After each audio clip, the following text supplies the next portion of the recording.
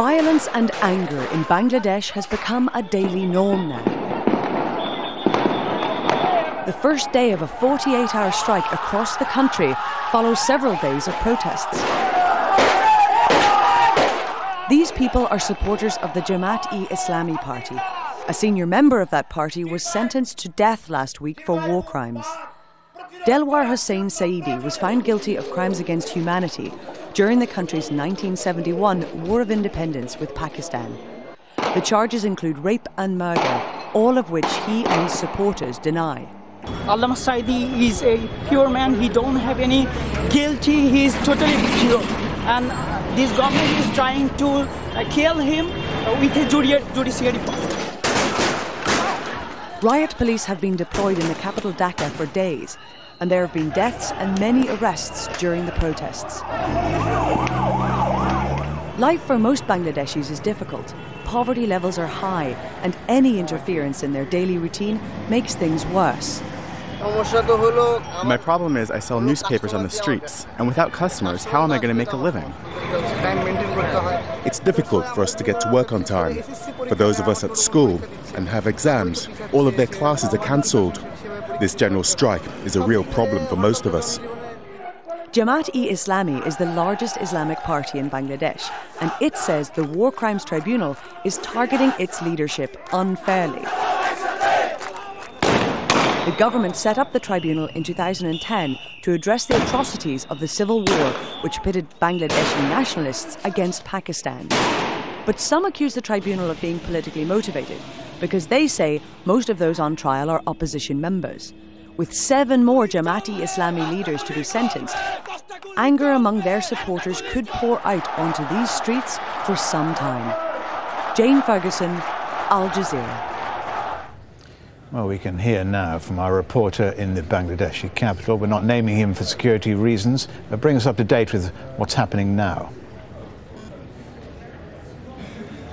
Now that death toll on Sunday has risen to 23, and with the deaths of those over the last 72 hours since Thursday's verdict, we're looking at a death toll in excess of 60 people across the country.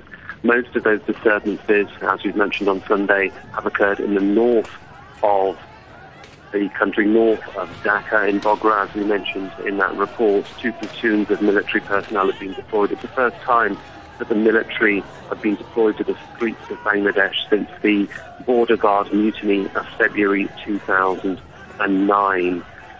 They were deployed in Bogra because of 4 police stations coming under attack.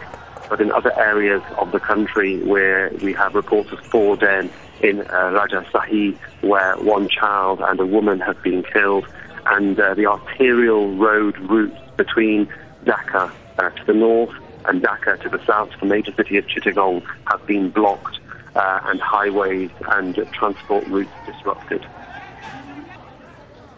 So we'll leave it there. Many thanks for joining us. These protests are rooted in a conflict of cultures that goes back decades. Back in 1947, modern Bangladesh was under Pakistani rule and was known as East Pakistan. The calls for independence grew, and in 1971, war with Pakistan broke out. What followed has been disputed by both sides, but Jamaat-e-Islami is accused of siding with Pakistan.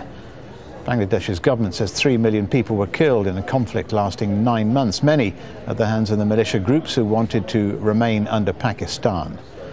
Thousands of women were raped. Some academics say it was the first time rape was used as a weapon of war. Jamaat-e-Islami denies that it took part in any of the atrocities. Joining me now is Jane Ferguson, who recently returned from Dhaka. Jane, tell us more about this tribunal. The tribunal was set up in 2010 by the current government, who are led by the Awami League party. And it's really just in January of this year that they've started actually sentencing those accused of war crimes. And the sentences of death have, as you've seen in the images that we've seen on the streets, been responded to with absolute anger by those who support the parties that those accused are part of.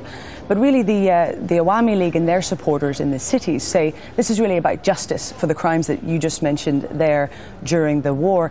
And essentially it was a big part of their election campaign before they came to power. Now they're up for re-election soon, and they're likely to want to see this trial continue before they have to stand for re-election. And there are many more people to be sentenced. So these kinds of events in the city and beyond are likely to continue.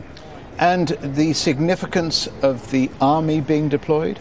It is significant. Of course, Bangladesh has seen military coups over the years, so people there will be very sensitive to that having happened. So far, it seems to have just been in a few isolated incidents, and it's not anything that's being seen as a coup or as the army broadly present in the street.